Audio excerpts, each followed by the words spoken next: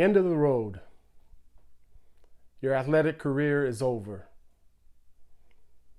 What is it like? Well, let's just say if you can imagine witnessing your own social death. You're at your own funeral. People are referring to you in past tense. They say things like, I remember when. I remember your number. I remember that play. I remember that year. Everything is in past tense. And suddenly you find yourself in a shell of a person. It was almost like that other person was a robot with a jersey number on it. And you stand there wondering, who the hell am I now? You know, when you've prepared yourself for over 20 years, especially when you start at a young age of playing a sport, and you've invested so much of your time, your energy, your passion, your emotions. In fact, in a lot of cases, your self-worth, your self-value, your importance to other people is all dictated on this sport that you played. And often and so often you find yourself there wondering, not only who am I, but what do I do now? This disengagement from sport and then ultimately a transition into something else is a very trying time. It's difficult for many athletes. And I'm not just talking about professional athletes. This happens to collegiate athletes and sometimes high school athletes when they've invested all their passion, their dreams, and their hopes in what they were doing at that time, in this case in sport. It's a traumatic time, but it's also a lonely time. It's a time when these athletes oftentimes feel isolated, different, insecure, untrusting. All these things are happening. And what I've noticed is it's always that traumatic time is about 12 to 18 months when they're still grappling with who they are. I know I was like that. It took me a while. You see, because athletes, depending on how they left their sport, they go through different phases. And we're going to talk about that today. The phases that these athletes go through when it's the end of the road. Hi, I'm Keith Lee. I'm your host for It's About Time. And today we're going to talk about athletic disengagement and transition from their sport. This is a topic that's not talked about a lot. Oftentimes they talk about athletic transition, but before you can make a transition into something else, from something else, you have to totally disengage from that activity.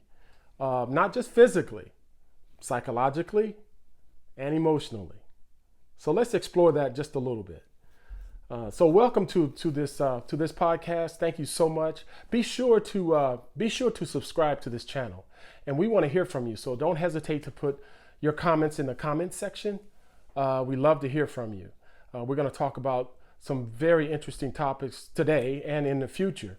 Today just happens to be about athletic transition. So thank you for joining us, and push that subscribe button right now. And we'll get started in just a minute. Stay with us. We'll be right back. Thank you. Athletic disengagement, and then ultimately the transition to something else. Boy, I tell you, it's a really different state of mind you go through when you leave your sport. As I mentioned earlier, athletes leave their sport in one of 3 or 4 different areas. One may be injury. The second may be a decision that maybe they're not good enough anymore. Or their time is up, like in college. You know, you can only play for 4 years, or in high school, 3 years. And then sometimes, like me, you just walk away. The joy left. The joy of playing just left. And so it was time to move on and do something else. Regardless of the reason why these athletes leave, they still have these phases of transition that they go through. The disengagement. You have to really let go. And that's not easy to do. I've spoken to probably, I would guess, 50 to 75 athletes that have come into my office and wanted to talk about what they were feeling, what they were going through because they had to leave their sport. And it took me a while to realize why they were coming to me. And I found out they were coming to me because they didn't really have anyone who could fully understand what they were going through. You see, especially, but not only, male athletes, we're these big, strong guys and we can handle anything emotionally, physically, psychologically. We're tough. And so, but when there's times of weakness or you need some mentorship or something like that, especially about this issue, it was very difficult for them to really find someone who could completely understand. And I can't tell you how many hours I've spent. Boy, I probably should have added it up, but many hours talking to both male, female athletes, from professional sports to high school sports. It's these athletes were emotionally drained in a lot of ways, but all were confused. Basically, what do I do now? I remember I had in my office when I was in Boston, I spoke to, it was about 6 or 7 gymnasts from a major school in the Midwest, and they wanted to talk to me about what was happening to them. And these gymnasts were telling me stories about how they had to get started in their sport.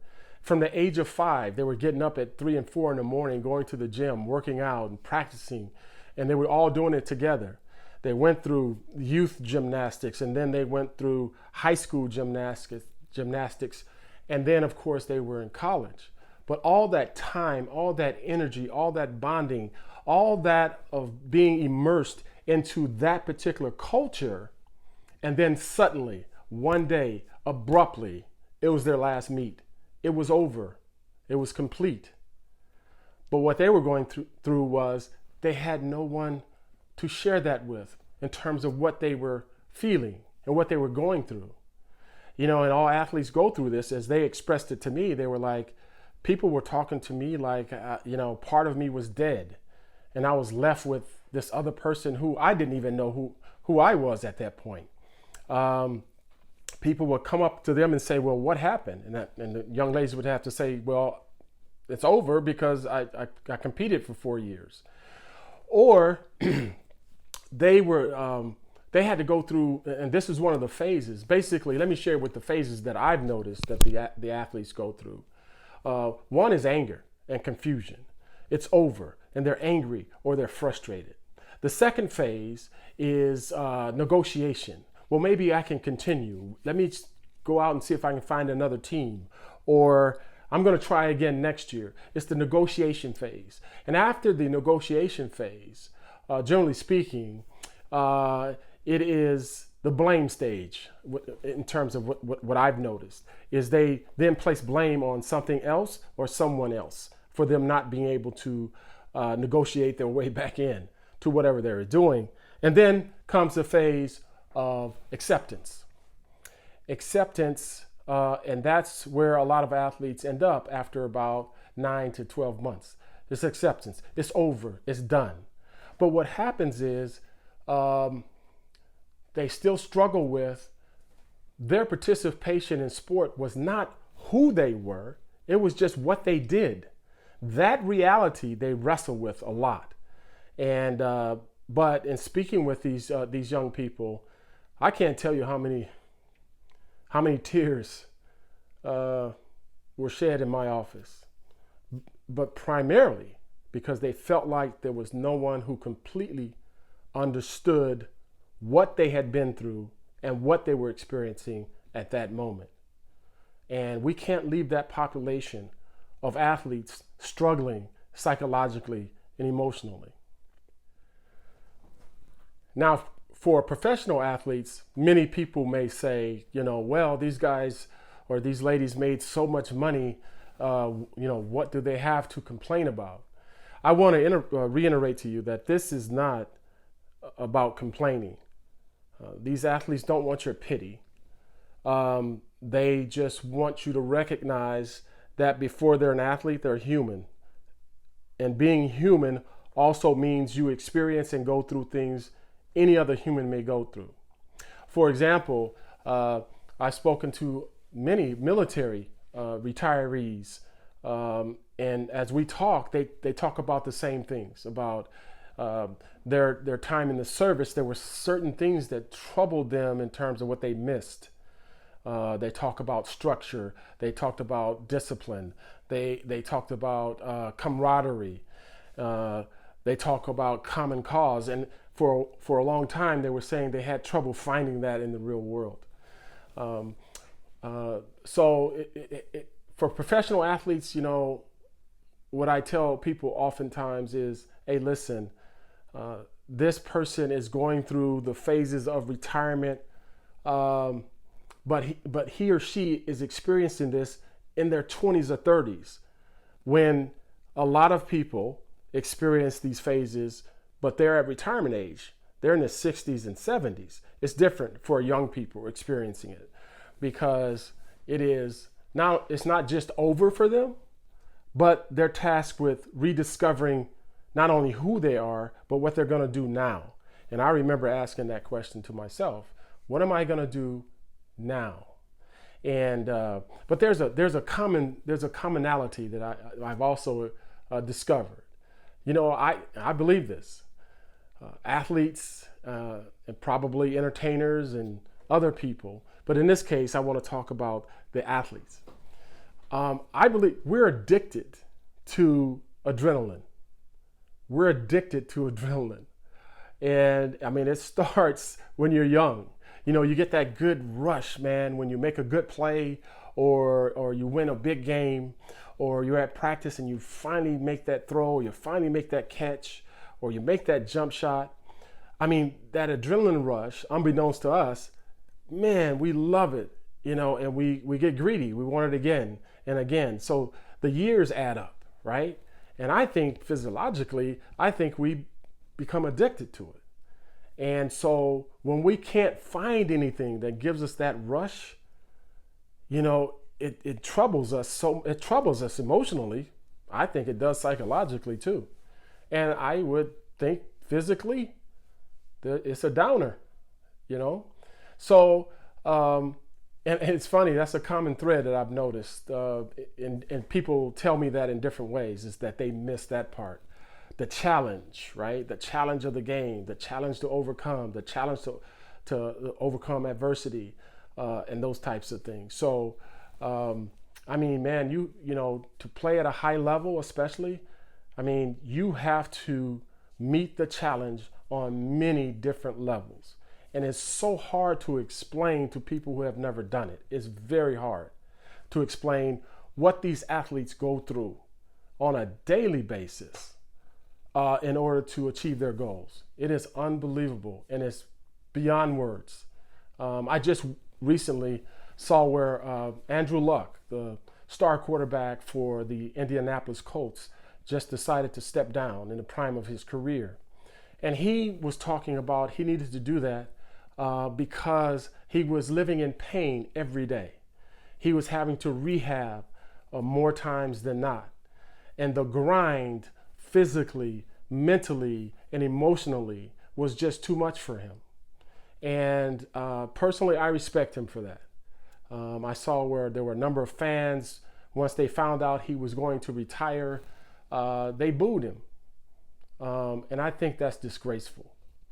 I don't think Andrew Luck owes anybody anything other than his best effort, his honesty, his integrity, and all that toward the responsibility and respect that he has for his teammates.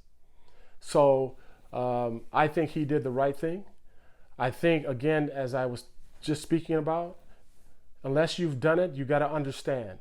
If you haven't bought into what you're doing 110%, and I mean everything about it, the playing, the injuries, the politics, the fans, the notoriety, the fame, and all that, if you haven't bought in 110%, you need to get out.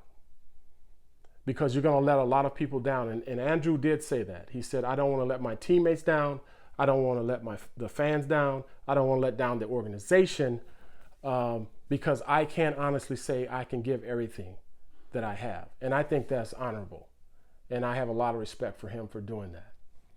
All right, so listen, there's another very important part of this whole process of disengagement and transition. And that's the supporting unit of the athlete. It's very, whether it be your family, your wife, your children, your uncle, your aunt, your cousins, close friends. In a strange sort of way, they go through a transition themselves. Remember, they were supporters. They bought in. They enjoyed the journey in a lot of ways, as much as the athlete. But when it's over, they have a transition process that they have to deal with also. Let's take, for example, a professional athlete and his wife. There are a lot of sacrifices wives have to endure being married to a professional athlete. And we're going to, in a later podcast, we're going to talk about that. What is it like being married to a professional athlete? Well, that deserves, 15 or 20 minute podcast. I can't get into, give it justice in just a few minutes. But in this case, I want to talk about the transition process that she goes through. For much of his career, as long as she was a close girlfriend or a wife, unfortunately, she's not always respected in a manner that I think that, generally speaking, she should be. She's always Mrs. Joe All-Star. She's always being asked about how her husband is doing, as opposed to asking how she is doing.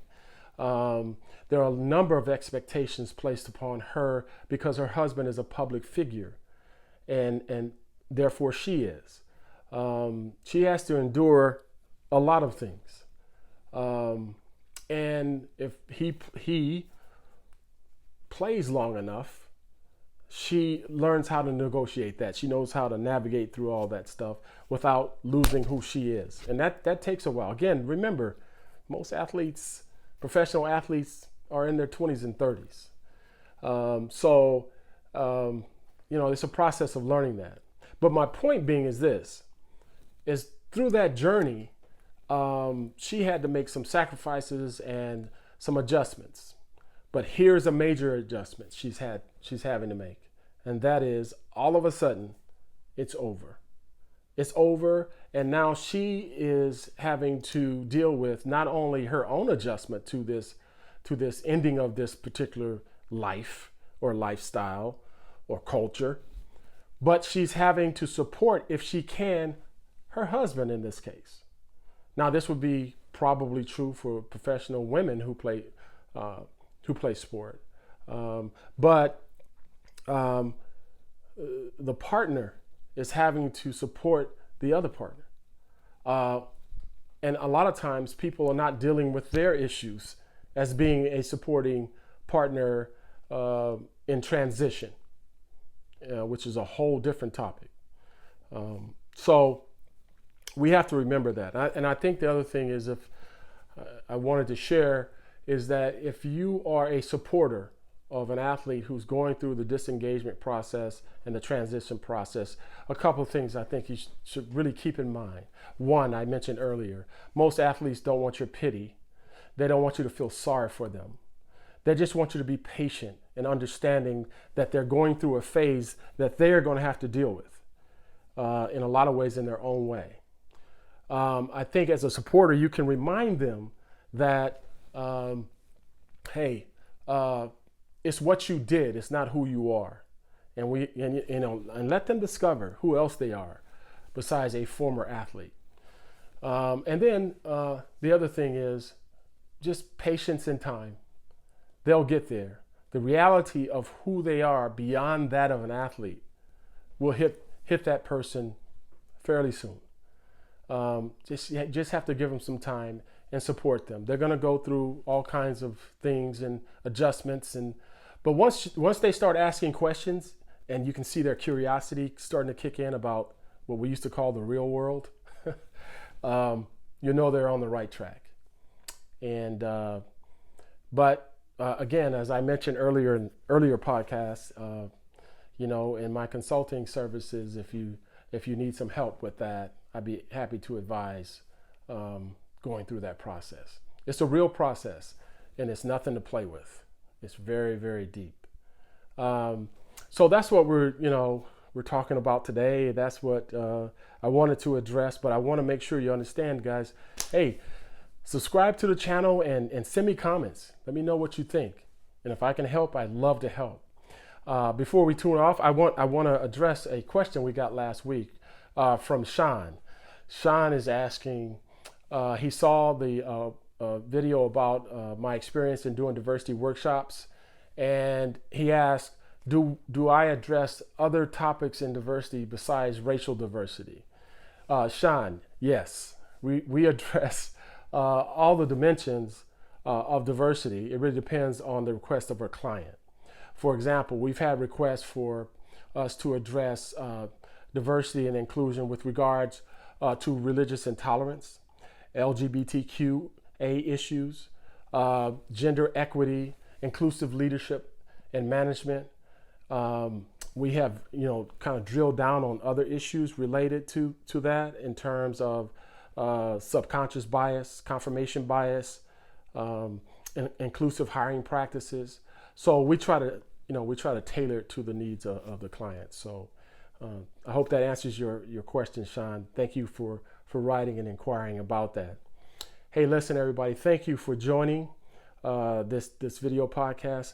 I hope you join us next week or the next podcast.